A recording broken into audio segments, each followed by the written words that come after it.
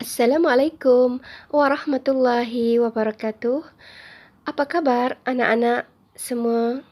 Selamat datang ke channel Ustazah dan hari ini kita akan mempelajari satu tajuk daripada bidang akhlak Islamiah, iaitu tajuknya ialah khauf dan raja.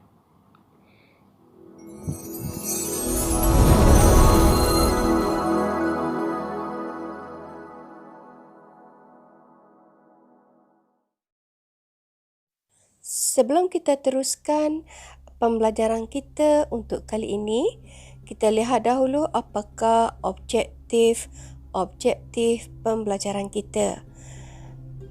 Diharapkan nanti anak-anak akan dapat menyatakan maksud khauf dan raja, menyatakan dalil nakli berkaitan dengan khauf dan raja, menjelaskan cara untuk mendapatkan khauf dan raja, menjelaskan berkenaan konsep khauf dan raja, dan yang kelima ialah menerangkan beberapa hikmah khauf dan raja. Sekarang mari kita lihat apakah yang dimaksudkan dengan khauf.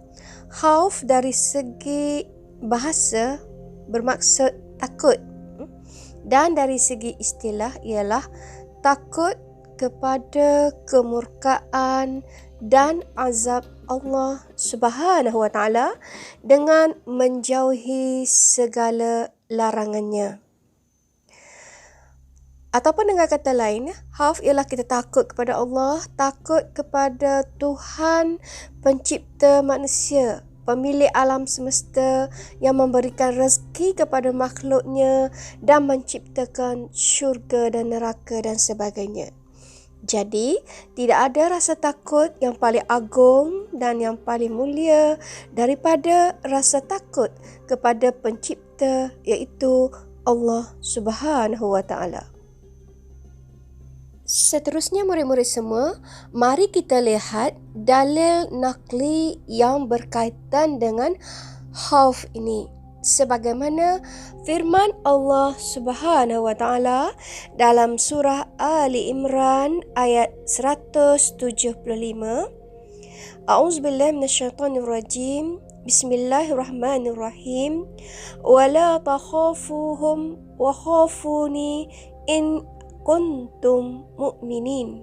Sadaqallahul azim, yang bermaksud, maka janganlah kamu takut kepada mereka, tetapi takutlah kepadaku jika kamu memang orang yang beriman. Apa yang kita faham berdasarkan ayat ini, Allah Subhanahu wa taala berpesan kepada orang-orang yang beriman, jangan takut kepada syaitan, kawan-kawan syaitan dan kekasih-kekasihnya, yakni orang-orang kafir.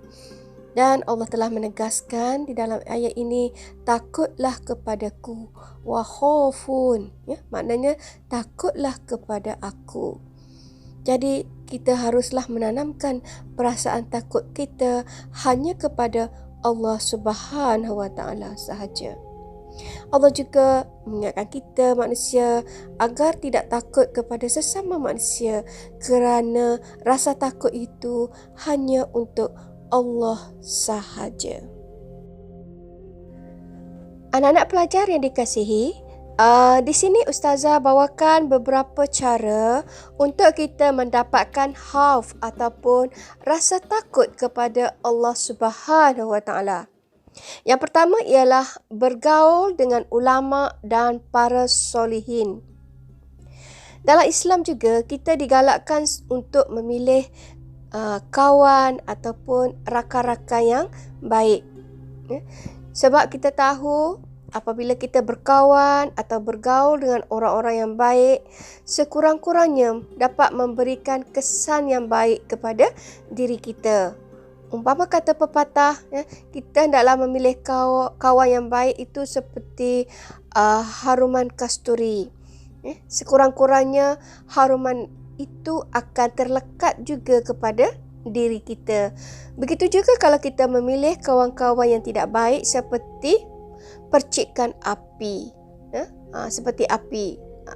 Akan terpercik juga kepada kita akhirnya. Kesan yang tidak baik. Baik, kemudian yang kedua, sentiasa mengambil iktibar daripada kisah kaum yang terdahulu. Yang ini banyak kita dapat dalam Al-Quran contohnya. Berdasarkan kisah-kisah umat-umat Nabi terdahulu, kaum-kaum terdahulu ada disebutkan di dalam Al-Quran. Contohnya seperti kisah Fir'aun dan bala tenteranya. Kalau kita lihat gambar piramid yang masih berdiri di Mesir begitu utuh dan sehingga ke hari ini, tetapi yang membangunkannya sudah tidak ada. Kemana perginya Fir'aun dan bala tenteranya? Hilang semuanya di azab Allah Subhanahu Wa Taala, tenggelam di lautan, laut merah. Begitu juga dengan kaum Nabi Soleh, itu kaum Thamud. Kemanakah mereka? Satu kaum yang memahat bukit dan batu untuk dijadikan rumah-rumah mereka. Semua mereka telah didatangkan dengan satu pekikan yang dahsyat dari langit dan gegaran gempa bumi yang menghujani mereka dengan batu, menyebabkan mereka mati bergelimpangan tanpa tersisa kecuali Nabi Soleh dan pengikut-pengikutnya. Itu contoh iktibar ataupun ibrah yang kita boleh ambil dari kisah-kisah umat yang terdahulu. Yang ketiga ialah sentiasa bertaubat. Kita juga hendaklah sentiasa bertaubat kepada Allah, meminta ampun kepada Allah Subhanahu Wa Taala. Tidak kira adakah selepas kita melakukan sesuatu perbuatan dosa atau maksiat ataupun tidak. Kerana kita tidak tahu bila kita akan meninggal. Kita tak tahu kita akan mati bila. Jadi di kesempatan yang ada, hendaklah kita sentiasa bertaubat dan meminta ampun kepada Allah Subhanahu Wa Taala. Dan cara yang keempat ialah sentiasa mengingati mati. Sebab kita tidak tahu bila kita akan mati. Jadi orang yang paling cerdik ialah orang yang sentiasa mengingati mati. Baik. Kemudian kita pergi kepada maksud rojak. Maksud rojak ialah mengharapkan keredaan Allah Subhanahu Wa Taala dengan melaksanakan segala perintahnya. Itu yang dimaksudkan dengan rojak. Kita sentiasa mengharapkan Allah memberikan keredaan kepada kita supaya dengan keredaan Allah itu hidup kita akan menjadi tenang, hidup kita akan bebas daripada keluh kesah sebarang masalah yang tidak dapat diselesaikan. Dengan sebab itu, rojak ini ialah kita sentiasa mengharapkan keredaan Allah dengan melaksanakan segala apa yang diperintahkan oleh Allah Subhanahu Wa Taala. Dalil nakli bagi rajak, firman Allah Subhanahu Wa Taala dalam surah As-Sajdah ayat yang ke-16. A'udzubillahi minasyaitonirrajim. Bismillahirrahmanirrahim. تتجافى جنوبهم عن المضاجع يدعون ربهم خوفا وطمعا ومما رزقناهم ينفقون. Sadaqallahul Azim, yang bermaksud mereka menjauhkan diri dari tempat tidur dan sentiasa berdoa kepada Tuhan mereka dengan perasaan takut serta penuh harap. Rojak, penuh harap. Dan mereka mendermakan sebahagian daripada apa yang kami rezekikan kepada mereka. Seterusnya, anak-anak semua, kita lihat pula apakah cara-cara untuk kita mendapatkan rojak ini. Yang pertama ialah bermujahadah menentang hawa nafsu. Kita hendaklah berjihad, berjihad untuk menentang hawa nafsu, kerana ia adalah salah satu daripada jenis-jenis jihad dalam Islam, selain daripada berjihad menentang musuh ataupun orang kafir, berjihad menentang syaitan dan sebagainya. Jadi kita mestilah berusaha menentang hawa nafsu kita sendiri. Itu satu cara untuk kita mendapatkan rojak. Yang kedua, melaksanakan amal ibadah dengan penuh kesungguhan dan istiqamah. Segala amal ibadah yang kita lakukan hendaklah bersungguh-sungguh. Selain daripada perlukan kepada keikhlasan dalam beribadah kepada Allah, kita juga mestilah bersungguh-sungguh. Dan satu lagi, istiqamah, sentiasa berterusan melaksanakan ibadah kepada Allah Subhanahu wa taala. Cara yang ketiga ialah tidak berputus asa dengan merayu dan merintih kepada Allah Subhanahu wa taala. Jangan apabila kita diberikan ujian oleh Allah Subhanahu wa taala, kita cepat berputus asa, rasa kecewa dan sebagainya.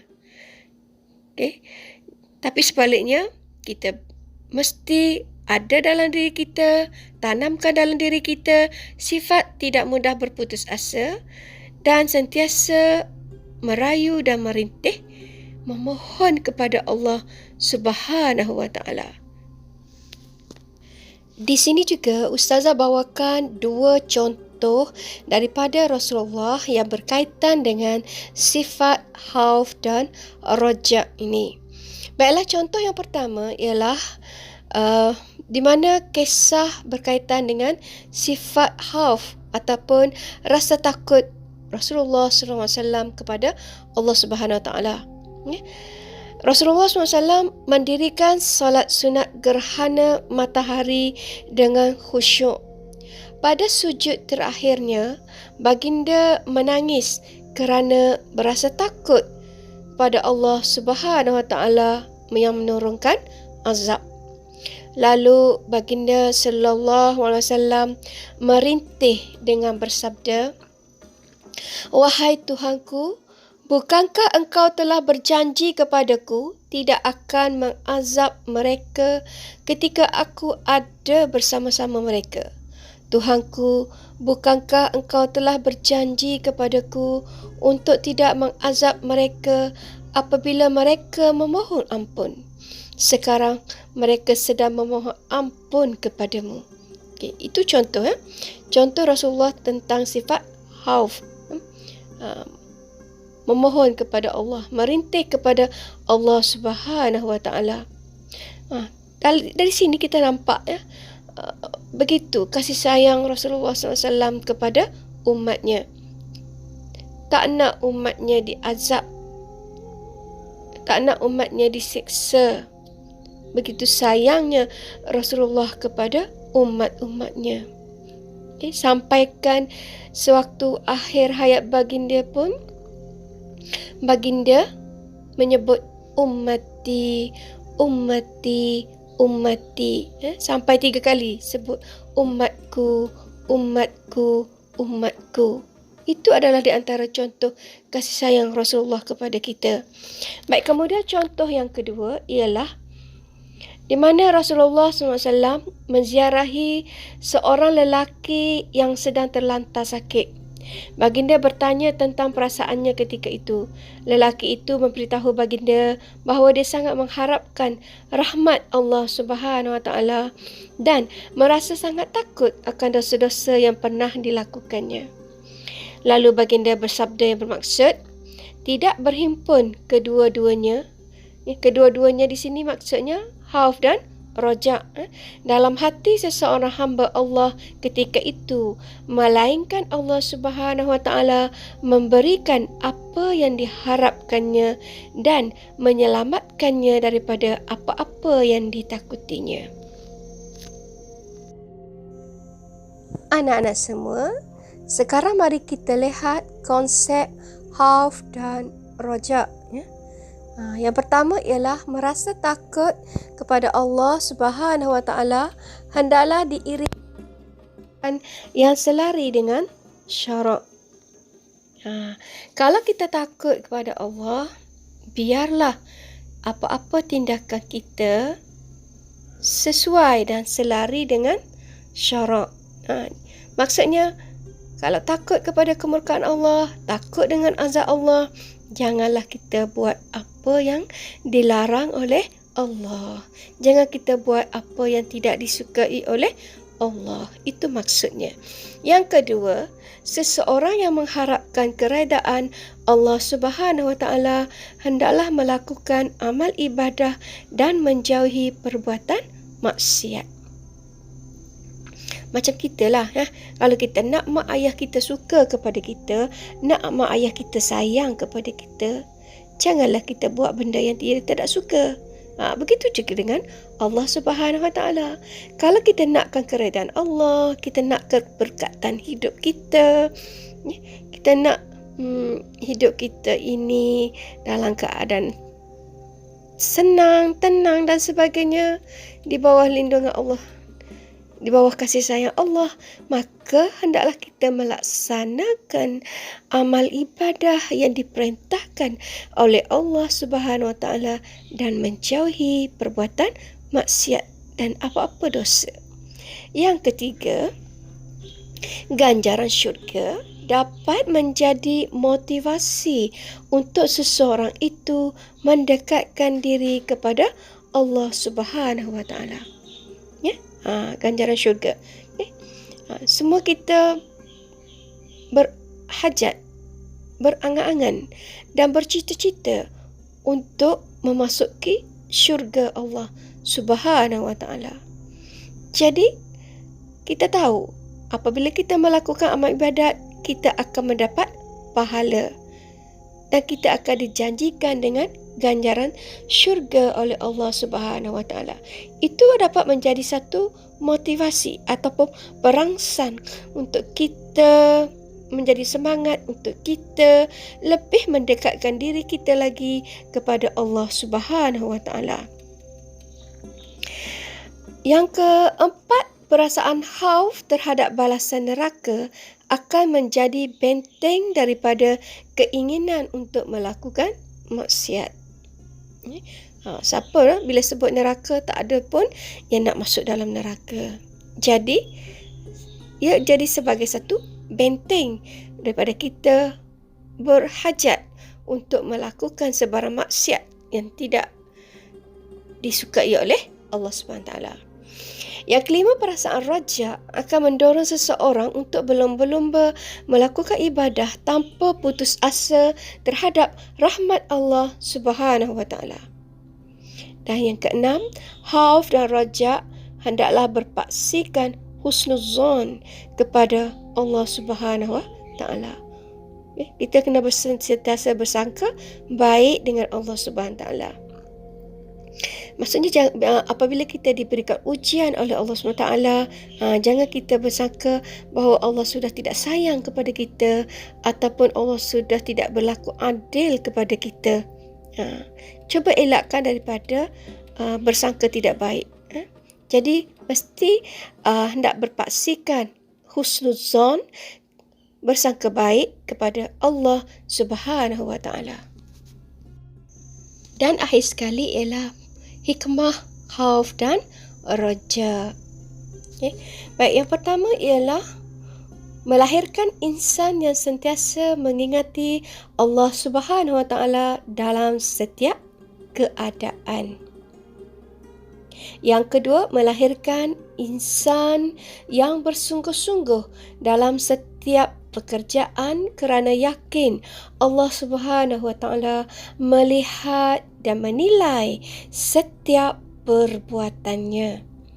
Yang ketiga, mendidik jiwa insan agar sentiasa menjauhi larangan Allah Subhanahu Wa Taala kerana takut akan kemurkaannya.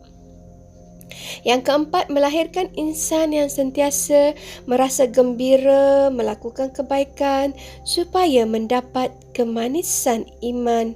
Dan yang kelima, melahirkan insan yang sentiasa bertawakal kepada Allah Subhanahu Wa Taala setelah berusaha bersungguh-sungguh. Dan sebagai kesimpulannya, anak-anak semua, kita hendaklah menanam perasaan takut kepada Allah Subhanahu Wa Taala supaya kita menjadi hamba yang semakin dekat kepadanya dan cinta kepada Allah Subhanahu Wa Taala sehingga kita tidak lagi takut dengan kehilangan apa-apa sahaja di dalam kehidupan kerana kita tidak akan kehilangan Allah Subhanahu Wa Taala. Semoga Allah memberikan kita rasa takut kepadanya yang menghalang kita dari berbuat dosa dan maksiat. Amin, amin, amin. Ya Rabbal Alamin.